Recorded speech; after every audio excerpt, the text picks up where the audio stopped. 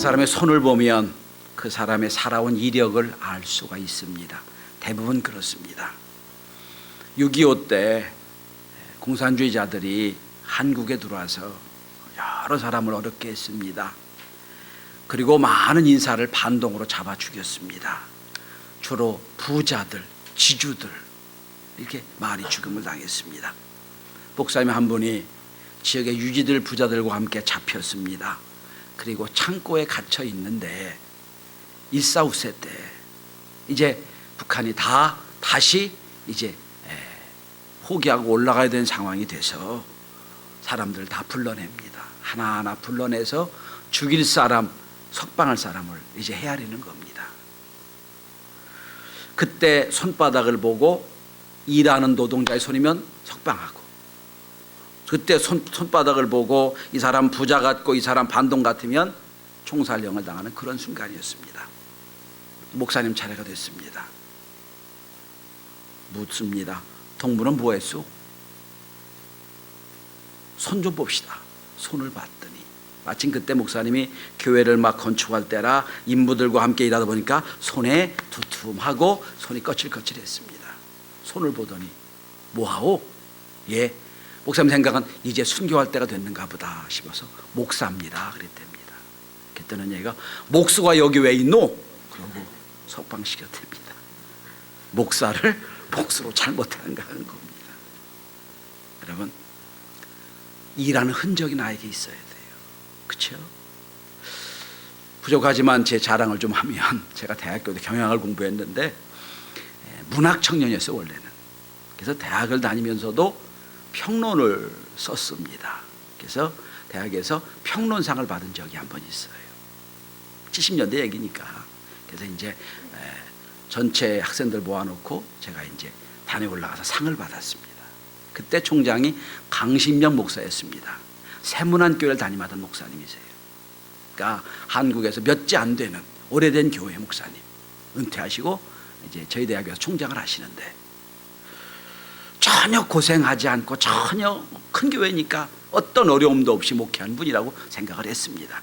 그리고 이제 쫙 올라가 시상대에 와서 이제 상패도 받고 상을 받는데 악수를 딱 하는데 완전히 죄송합니다. 소도둑 놈 소리예요. 탁 두꺼워 가지고 탁 잡습니다. 이상하다. 그리고 이제 끝나고 또 교수님들하고 함께 또 모여서 다과회를 하겠다고 또 내려가서 이제 다과를 먹는데 또 악수를 하는데 완전히 죄송합니다만 도둑놈 소리예요. 제가 생각을 했습니다. 아, 이 목사님이 내가 보기엔 전혀 고생도 안 하고 어려움도 없이 목회하는 줄 알았는데 손을 보니까 그게 아니에요. 그러니까 내가 내려와서 조사를 했더니 젊을 때 많이 고생을 했던 손이었더라고요. 그래서 제가 그분을 다시 한번 생각하게 됐습니다. 여러분, 제가 악수할 때 제 손은 어떻습니까? 고생 하나도 안 한 손 같이 보입니까? 아니에요. 자, 오늘 본문의 17절의 말씀을 보면 내가 내 몸에 예수의 흔적을 가졌다라고 합니다. 흔적이라는 표현이 나와요. 흔적. 헬라어로 스티그마타라는 말인데 스티그마, 흔적이라는 뜻입니다. 이게 무슨 얘기냐면 여러분, 옛날에 농장에서 이제 소 같은 큰 짐승, 비싼 짐승을 살 때는 내 거라고 생각해서 거기다가 쇠로 불을 붙여가지고 쇠를 데펴가지고 자기 나름대로 모양을 만들어 엉덩이에 지지는 것. 이게 화인이에요. 이게 스티그마입니다. 그러니까 농장에 자기 거라고 하는 인정이 붙는 거예요. 모든 소나 큰 짐승에. 그리고 이게 이제 어디까지 확대되냐면 노예 제도가 있던 시대에 노예가 많으니까 또 노예가 도망도 가고 그러니까 이제 내 것이라고 하는 걸 알기 위해서 몸에 흔적을 새겨줍니다. 스티그마. 이걸 화인이라고도 하고 또 여러분 우리가 낙인이라고도 하죠. 낙인 찍었다는 말이 그겁니다. 넌 내 거다라는 뜻이에요. 낙인 찍었다. 스티그마는 사실 불명예스러운 단어입니다. 내 몸에 예수의 낙인이 찍혔다. 내 몸에 예수의 화인을 맞았다. 이런 뜻이거든요. 이게 오늘 본문에 뭐라고 됩니까? 흔적을 가졌다는 표현. 얼굴에 몸에 흔적을 가지면 인격도 없어지고 모든 소유권이 포기하는 거예요. 혹시 여러분 어릴 때 호돈의 주운 글씨 읽어본 적 있으십니까? 소설. 그 소설에 보면 그 여자가 이제 간음을 했어요.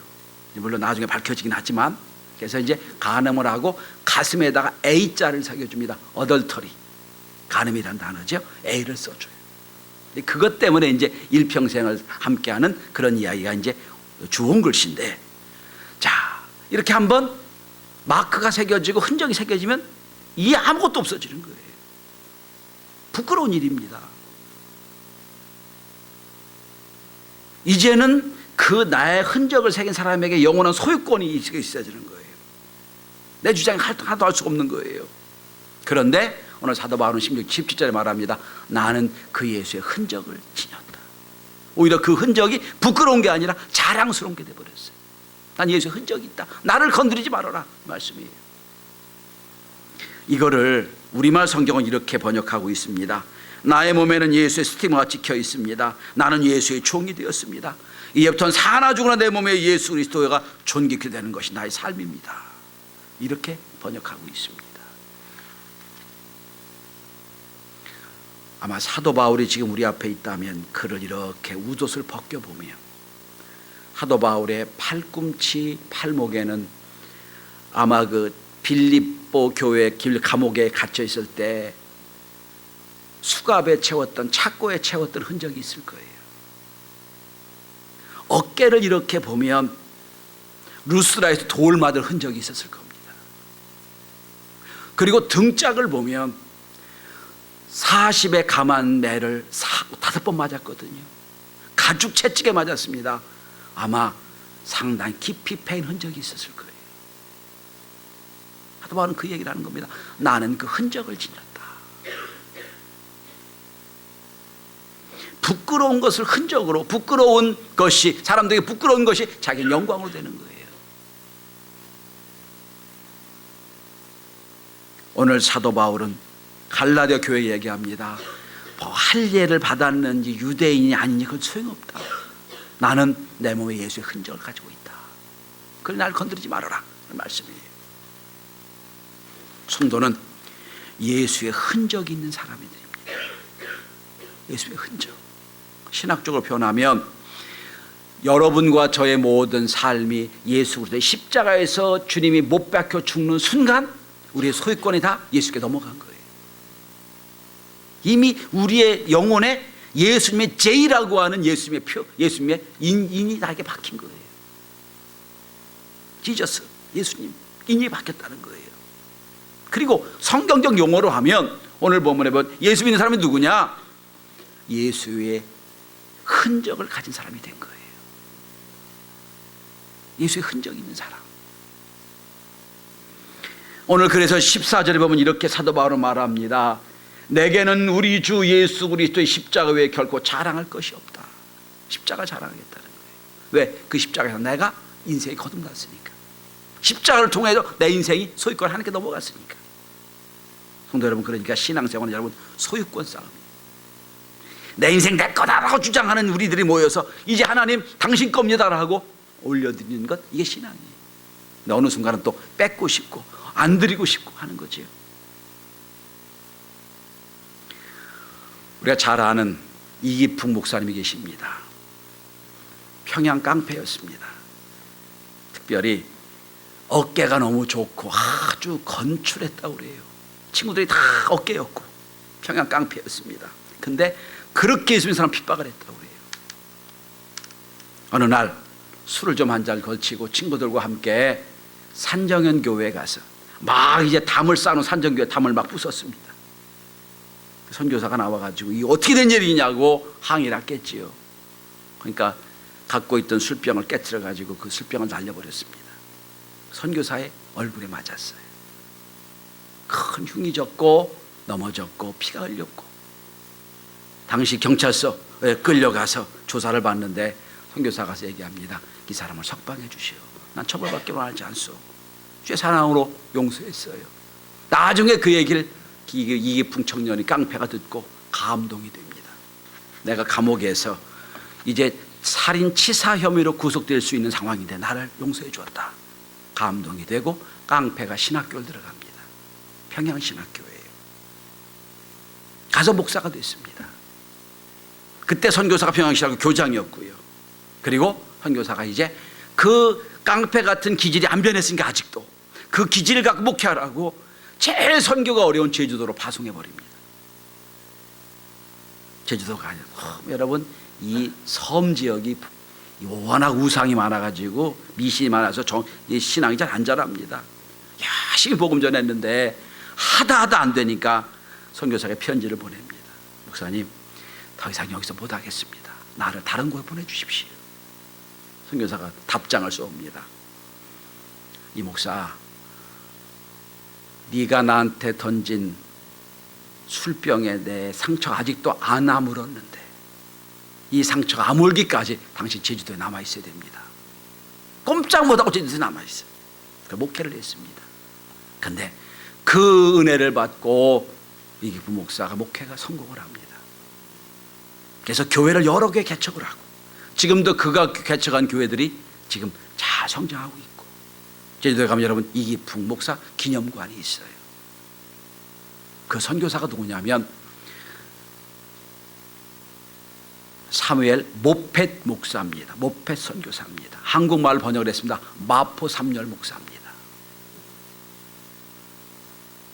그가 평양신학교를 세웠고 교장을 했고 숭실대 3대 학장도 했습니다. 지금도 여러분 장로고 신학대 가면 마포 삼열 목사의 흉상이 있어요. 설립자니까. 자, 그래서 그분이 얼굴에 평생 흔적을 가지고 있어요. 근데 이분이 교회를 건축하고 신학교를 건축하다가 돈이 부족하면 미국으로 넘어갑니다. 가서 헌금을 모아오자. 교회를 지어야 되고 신학교를 지어야 되니까. 근데 수많은 군중이 모이고 교회에서 설교할 때 다른 설교가 필요 없답니다. 딱 서서 여러분 제 얼굴 보세요. 이 얼굴이, 이 상처가 한국 땅에서 내가 고난당한 상처입니다. 이 한마디면 끝났대요.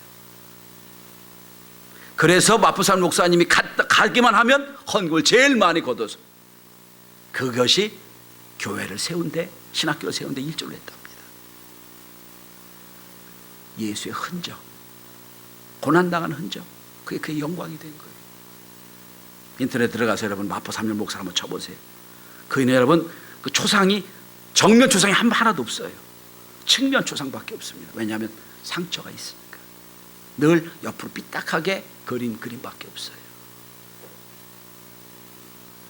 그래서 당시 선교사들 중에 이런 말이 나왔다고 합니다. 문제 생기면 마포 삼열을 보내라. 해결된다 그랬다는 거예요. 여러분, 성도는 이렇게 예수의 흔적을 지닌 자들이 되어야 됩니다. 경영학에서는 거의 정설처럼 되어 있는 2080 법칙이 있습니다. 파레트 법칙이라고 하지요. 20%의 사람이 80%의 매출을 올려놓고 20%의 조직의 사람이 80%의 일을 하고 20%를 집중하는 거예요. 20대 80. 근데 저는 교회에서는 이것이 반드시 바뀌어야 된다고 생각을 합니다. 교회에서 20% 성도들이 80% 헌금하고 20%의 하나님의 일임원들이 80% 일한다. 이건 잘못된 거예요. 이렇게 생각합니다. 80%의 인원이 80% 일을 해야 돼요. 무슨 얘기입니까? 다 함께 일을 해야 됩니다. 다 함께. 저는 예수 믿으면 복 받는 걸 반드시 믿습니다. 하나님 여러분에게 복을 많이 주시길 바랍니다. 복 받는 그릇이 있어서 많이 복을 받기 원합니다. 그런데 한 걸음 더 나아가 이제는 복 받는 것도 좋지만 더 중요한 건 예수 때문에 내가 고난당한 흔적, 핍박당한 흔적, 예수 때문에 내가 어려움 당한 흔적도 있어야 됩니다. 어느 장로님 한 분이 죽어서 천국에 갔답니다. 가서 보니까 자기 다니던 교회에 이제 막 새로 온 초신자가, 새신자가 아주 융성한 대접을 받고 있더래요. 막 천사가 와서 서빙을 들어주고 막 식사도 해주고 너무 잘해주는 걸 보고 내심 생각했던, 난 장로니까 나는 대접이 더 훌륭하겠지. 그런데 밥 때가 돼도 아무도 얘기도 안 해주고 서빙도 안 해주고 아무것도 안 하더랍니다. 너무 화가 나가지고 천사가 물었다. 당신 말이야 저기 초신자 저렇게 잘해주는데 왜 난 장로인데 왜 이러냐고 했더니 목사님 뭐 장로님 모르세요? 여기 장로는요 셀프 서빙이에요 그러더라고요. 왜 그러냐 물었더니 장로로서 교회에서 많이 대우받았지 않습니까? 그러더라고요. 생각이 들을 때입니다. 그럼 우리 목사님 어떡하지? 목사님 물었답니다. 우리 목사님 어디 계세요? 했더니 장로님 서빙 나가셨어요 그러더라고요. 배달 나갔다고 그러더랍니다. 배달 나갔다. 무슨 뜻인 줄 아십니까? 예수 때문에 내가 고난당하고 어려움 당하고 환난 당한 게 있어야 돼요. 하나님 나라 갔을 때 자랑할 게 있어야 않습니까? 물론 우리 교회를 세우면서 제가 많이 고생도 했고 어려움을 당했지만 전통이 하나 있어요. 우리 교회는 제가 목회자인 제가 해외 선교 나가면서도 공식적인 것 우리가 지원해 주는 거 뭐 선교사 지원해 주는 거 말고 제 비행기표는 제가 사갖고 갑니다. 왜냐하면 성도들 자기 비당 가는데 나도 내 힘으로 가야지. 그러고 갑니다. 왜? 저도 하나님 앞에 가서 자랑할 수 되지 않겠어요? 또 여러분 가서 천국에서 목사님 어디 가시나요? 그럼 목사님 배달 가는데 그럼 곤란하잖아요.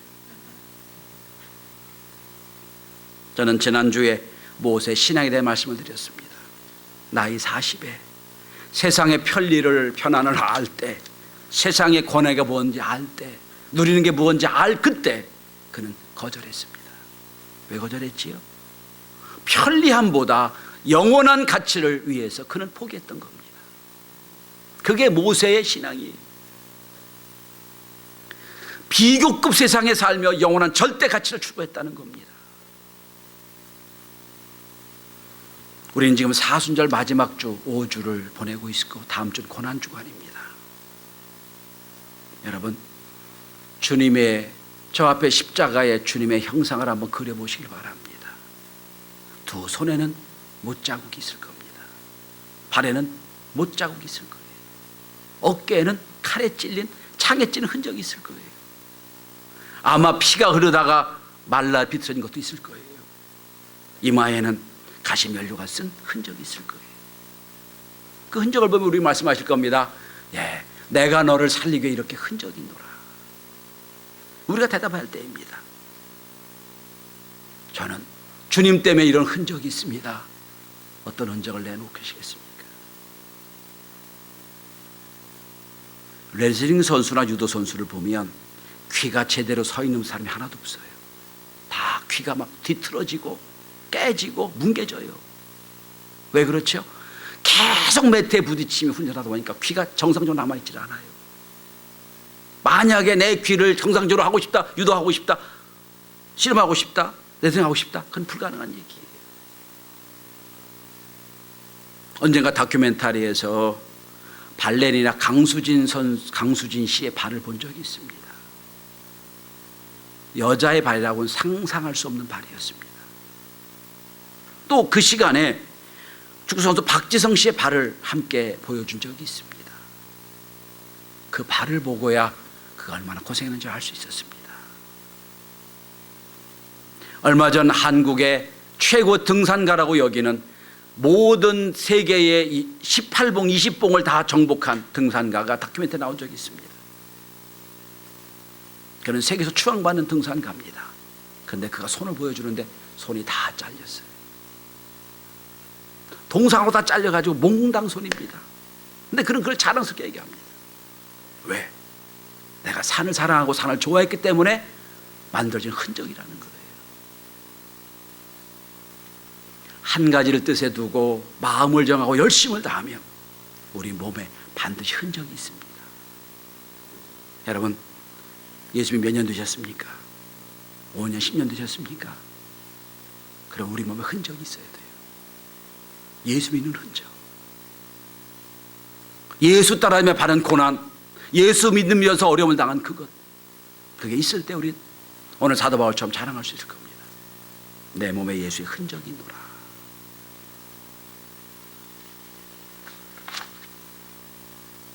전 마지막으로 사도 바울이 한 걸음 더 나아가, 이 걸음 더 나아가 멋진 신앙 고백하는 걸 말씀을 함께 나누며 말씀을 마치고자 합니다. 성경을 한번 펴보시기 바랍니다.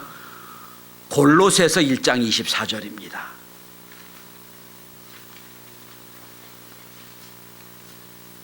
신약성경 325페이지입니다. 이제 그는 사도 바울은 지금 예수님 때문에 당하는 흔적만 자랑할 게 아니라 앞으로 이런 삶을 살겠다고 고백하는, 그리고 이 말씀을 읽을 때마다 마음이 뜨거워지는 본문입니다. 골로새서 1장 24절입니다.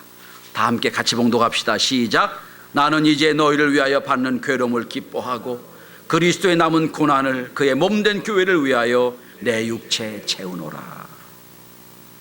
지금도 내가 예수의 흔적을 가지고 있지만 혹시 앞으로 교회를 세우기 위하여 더 필요한 게 있다면 그리스도의 남은 고난을 내 육체에 다시 채우겠다. 사순절 기간, 다음 주는 고난 주간입니다.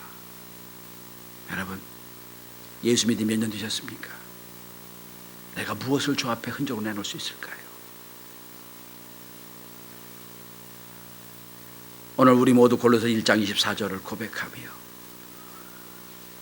그리스도의 남은 고난을 그의 몸된 교회를 내 육체에 채우노라 고백하며 결단하는 귀한 시간이 될 수 있기를 바랍니다.